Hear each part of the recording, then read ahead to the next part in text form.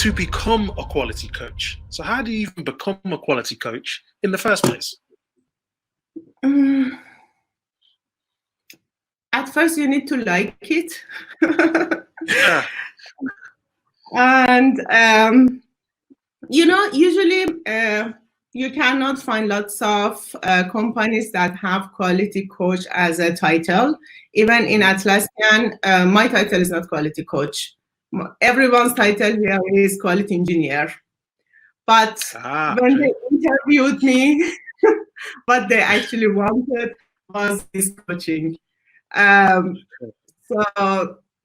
it at first go through the job ad. If you are really interested, look at the job ad, and if you see they talk a lot about setting up processes, bring mindset, bring culture, stakeholder management. So these are kind of indicators that position is quite close to quality coaching. As a quality coach, you need to know the whole software lifecycle very well.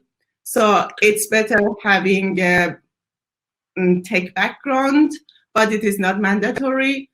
It is like product managers. Product managers can have a tech background. Sometimes even I think that our role is really quite close to product managers as well.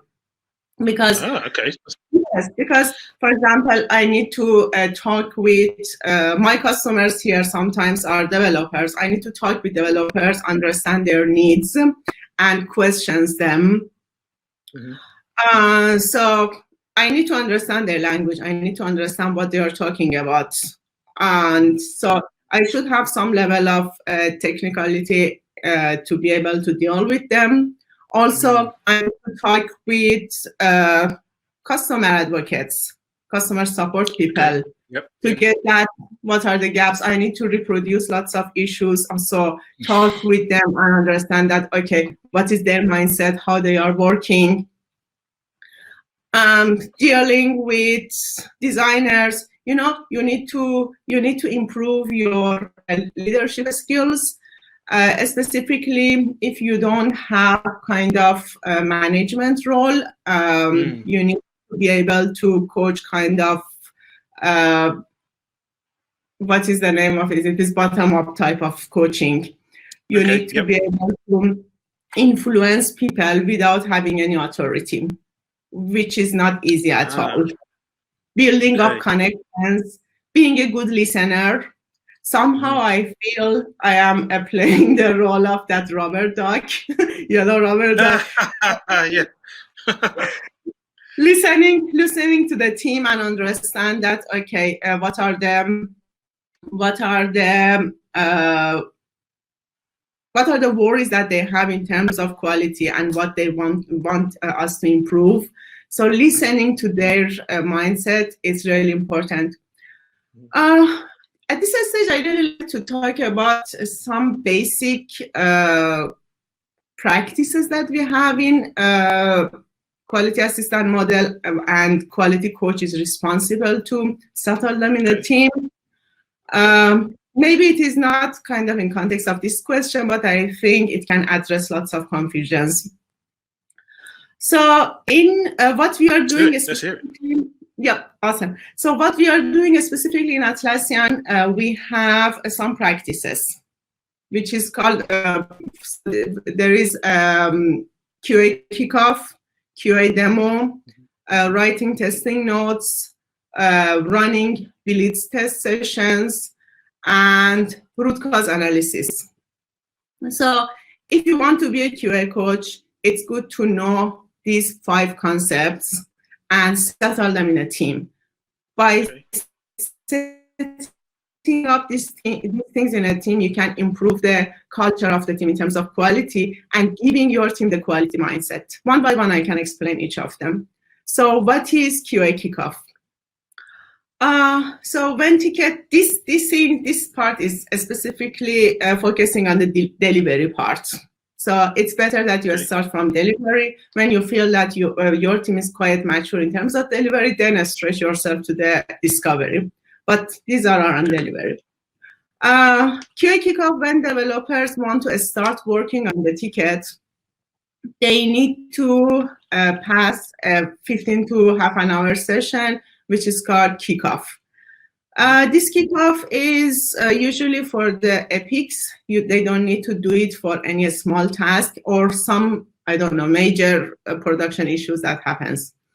So they need to sit with QA, but because we don't have enough QAs for that many, for now I have more than 10 developers and it's only me, so I cannot sit with each of the developers and do the QA kickoff. So now I improved my team's responsibility, and they can do QA kickoff with each other. One dev can do QA kickoff with another dev. So they should sit in a session, and the person who is invited should ask lots of questions to make sure that the ticket owner is clear about everything and understood what should be done in this ticket. So what I've done, I created a list of questions. So these questions are kind of auto-populated in each ticket. So when I'm not around, they know that what questions they should answer. So they don't need to be kind of limited to those. I have about 14, 15 questions. They don't need to be limited to those 15 questions. But if they are not answering one of them, they should bring a kind of explanation that why they are not answering that question. Because randomly I do check, I check these questions when I'm not invited. I just want to make sure that they are not skipping. You've got your eyes on them. It's like, I'm watching you.